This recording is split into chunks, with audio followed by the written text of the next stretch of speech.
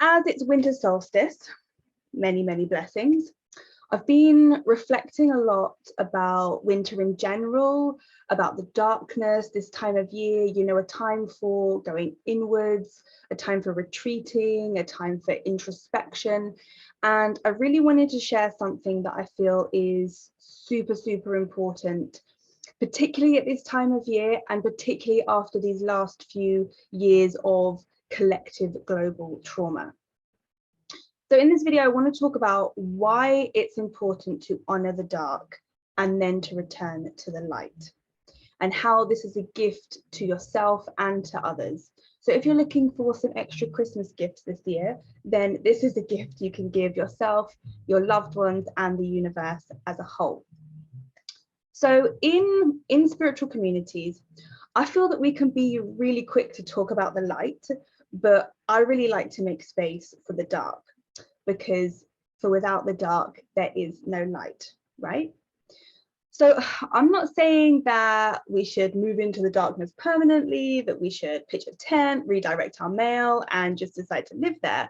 But I personally don't see enough space being made to meet people where they are at before jumping straight into love and light and all of the fluffy spiritual stuff. So there's this term, toxic positivity, and this has become all too common in the personal development world, as far as I can see. And I, for one, would really love to take the opportunity to shine a light on this and uncover why it can be really, really quite counterproductive on the healing journey and the self-love path. So most people start out on their spiritual journeys, their personal development journeys, their self-help journeys. Most people start out on this journey because they're in the darkness, because they're in pain, they're suffering, they've been through some kind of challenge, trauma, grief, something like this, and they're seeking some kind of understanding for their pain and hopefully some kind of healing towards it. Therefore, jumping down people's throat with love and light and what has come to be named as toxic positivity when they're in a really, really dark place can be really detrimental to their hope, to their confidence, and to their readiness to begin this awakened healing journey. So by jumping straight to the positive, you can make yourself and other people. So in this instance, we're really talking about how you speak and treat yourself, but also how you speak to and treat others. So by jumping straight to the positive, you can invalidate your feelings and invalidate other people's feelings. You can feel less than for not being able to see or reach the lighter side of the situation. It can make someone feel like a failure, as if they're not as spiritually or emotionally evolved, simply because they're unable to immediately jump from their emotional reaction to just letting it go and moving on. So the best gift that you can give yourself and your loved ones at this time of year, or any time of year, is to hold space for them wherever they are at, whether they're in fear, in pain, in anger, whether they're in joy and bliss and euphoria, but particularly with the more negative and unwanted emotions like shame, guilt, grief, fear, anger, particularly anger. In spiritual communities, we're very afraid of anger. A lot of people see angry people as less spiritually evolved, and this is just simply not the case. So the best gift that you can give yourself and your loved ones is to hold space for them wherever they're at, to witness their pain and suffering, to witness their anger, their shame, their grief, without trying to help, to heal, to fix, or to slap a "you've got this" shaped band-aid on it, right? So don't tell them, or yourself for that matter, don't tell them to suck it up or get over it or move on. Don't tell them to stop worrying. Don't tell them to put on a brave face or to stop overreacting or to stop being a drama queen. Don't tell them to let it go or to be present or to surrender or to forgive.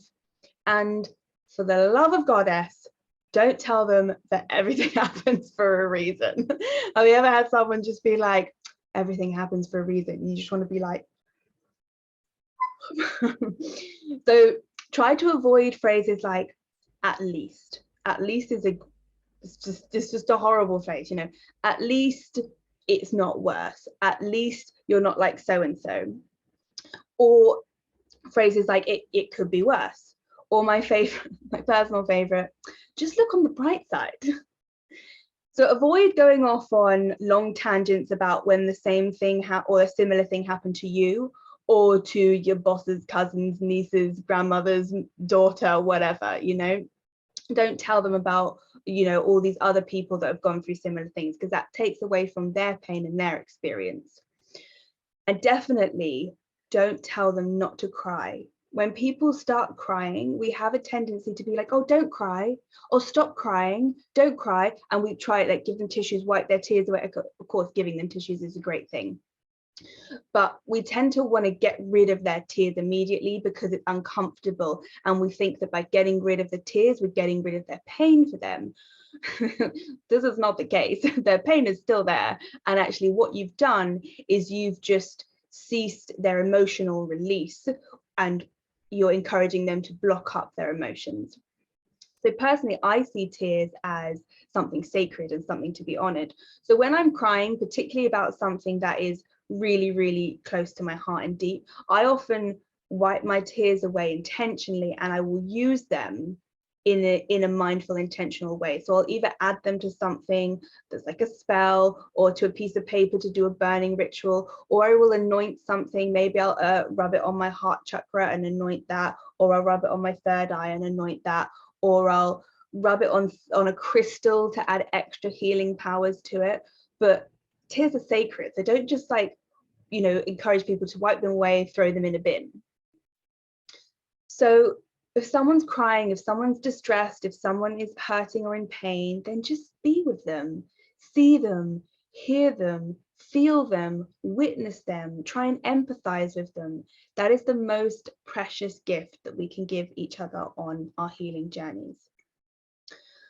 So our souls are they're pure love and light, right? They don't know grief, anger, hate, shame, fear, guilt. So they come here to earth in order to live a human experience, to live in the darkness, to experience the shadows, to feel the full range of emotions a human life has to offer, the love and the hate, the ease and the struggle, the abundance and the fear.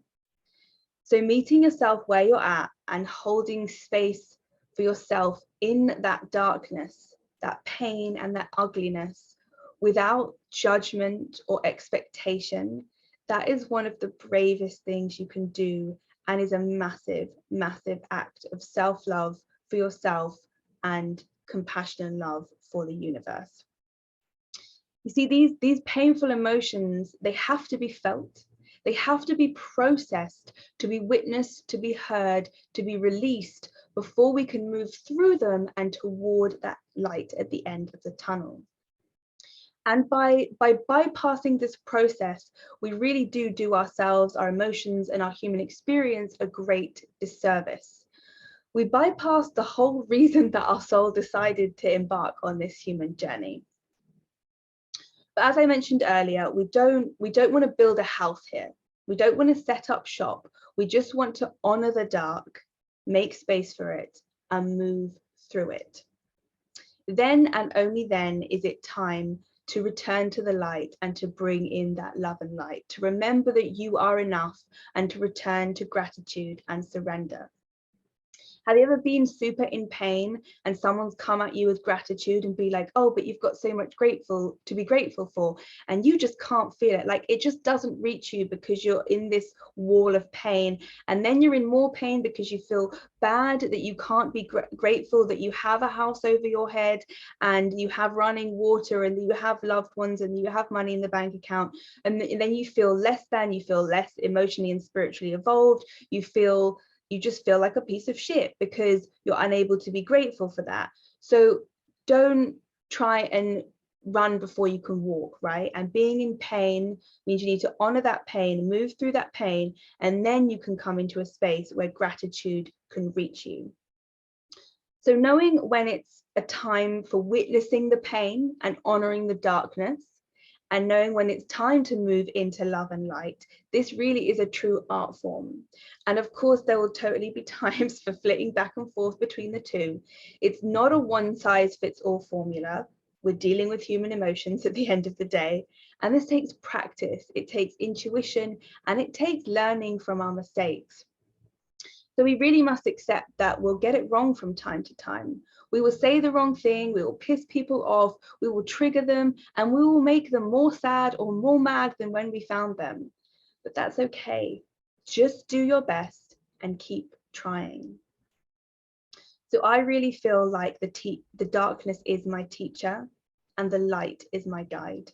So the darkness teaches me so much about myself, and then the light is my guide, guiding me back to myself and to the love. So I've spent so much of my life swimming in the darkness.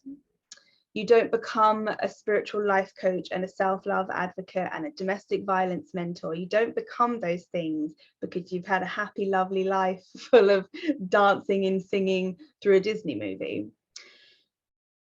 I've been so dark that I didn't think I would ever get out of it. I've gone as dark as it gets, where the only thoughts left were the thoughts of ending it all. But that extreme has been mirrored in my life by being able to experience the opposite of that darkness, the light. So I have bathed in pure bliss. I have danced through the woods naked in pure ecstasy. I have frolicked with euphoria and traveled to spiritual realms that I could not fathom when I was in those dark places. I've laughed so hard I peed my pants, you know, like that is what life is about. So the darkness is my teacher and the light is my guide. Why do you think I'm called Bella Luna? You know, a shining light in an endless night sky. Your guiding light in a sea of darkness.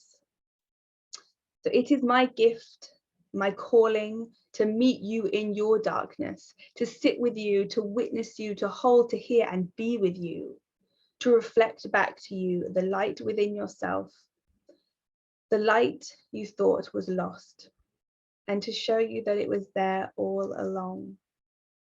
It's time to return to the light, and the light is you. Blessed winter solstice, Merry Christmas, and a happy, happy New Year. Much love from me, and I'll see you soon.